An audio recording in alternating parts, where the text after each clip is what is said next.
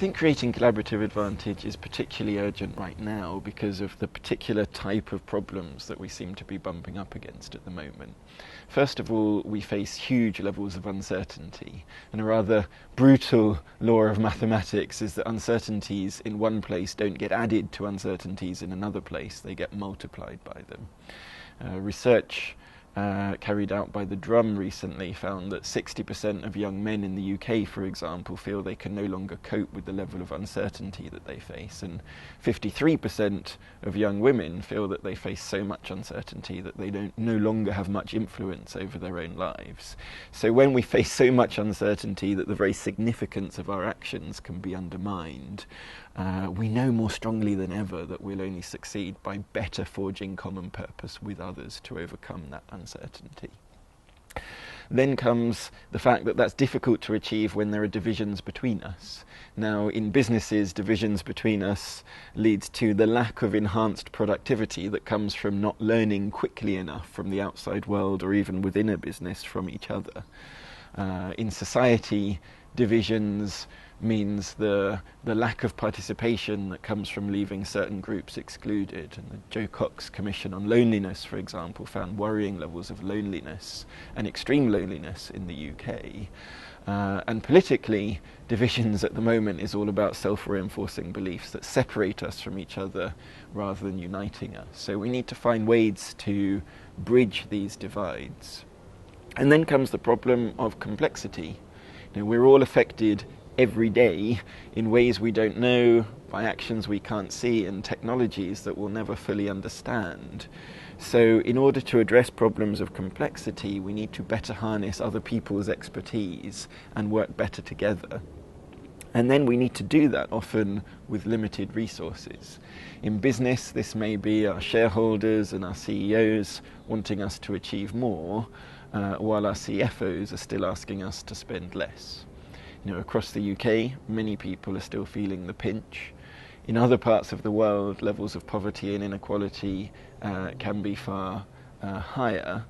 And all of that takes place against a backdrop of environmental resource constraints and the growing threat of climate change and reality of climate change, which, though they vary in their ability to hold the headlines, nevertheless perhaps represent our greatest challenge of all.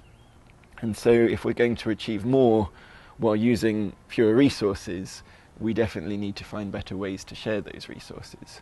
Now, if our collective future depends on our ability to forge common purpose, to bridge our divides, to work better with others, and to better access shared resources, it's very difficult to see how competitive advantage is going to be our accelerated highway to success.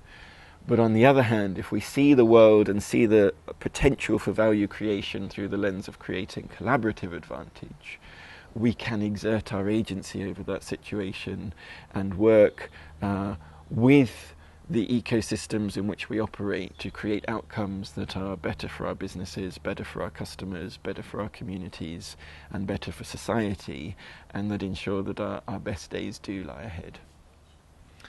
We frequently underestimate the degree to which value creation is a collective process. Let's just take Starbucks, for example. Innumerable acts of cooperation are required to go from growing the bean to putting the mug on the table, and there may not be a single person alive who fully understands each of those steps in the process. But then when you arrive at the Starbucks, the process of value creation doesn't stop there. I would suggest that if you meet a friend for coffee in Starbucks, the value of your conversation will almost certainly be greater than the value of the cappuccino that happens to go with it. So creating collaborative advantage is a process of working across the whole environment or ecosystem in which you operate, and with your customers as active creators of their own value, rather than just against your competitors and for your customers.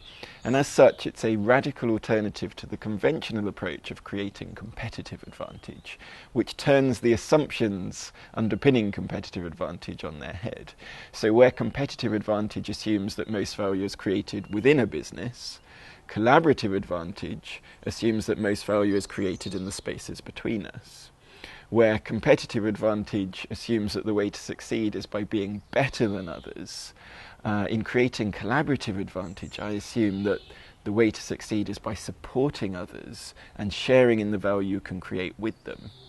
And where competitive advantage assumes a customer who is a rather passive recipient of the superior value that you might magnanimously choose to create for them, collaborative advantage understands that it is our customers who are doing the most to improve their own lives, whether it's their working lives or their personal lives that's most relevant to our particular business, and that our role in business is to make it somehow easier or more complete or perhaps more magical for them to do that. So I would suggest that our assumptions are in some ways the most dangerous of all of our narratives, and that they're the narratives that we've already relegated to our subconscious.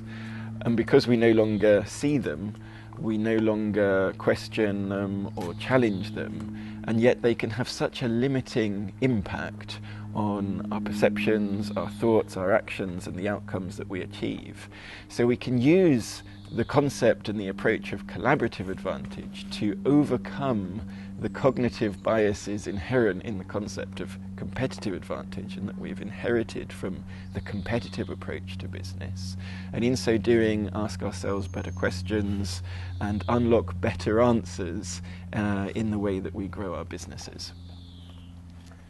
Through the Agency of the Future, I spend a lot of my time supporting leadership teams in understanding and defining their purpose differently in the light of collaborative advantage, and better mobilizing outside as well as inside the organization around that purpose as a result, unlocking greater levels of collaborative value creation. And during that work, I've come to believe that collaborative advantage can be created by any organization of any size in any sector. And so that led me to the questions that I explore in the book, such as how can businesses grow more quickly by better harnessing the fuller value creating potential of the environment and the ecosystem in which they operate, and of their customers as active creators of their own value. How can society better address social challenges by more strongly harnessing our collective agency and the agency of particular groups that we might be looking to support? And what kinds of methods and techniques can best accelerate these processes? The book is a very practical guide that can make it easier for people to more rigorously build collaborative advantage. It will help you to mobilize around common purpose and to better engage customers, staff, partners, communities, and other stakeholders around that purpose. It will help you to foster stronger innovation, more resilient business models, and fundamentally it will help you to achieve more with less for your organization by better harnessing the fuller value creating potential of the environment in which you operate.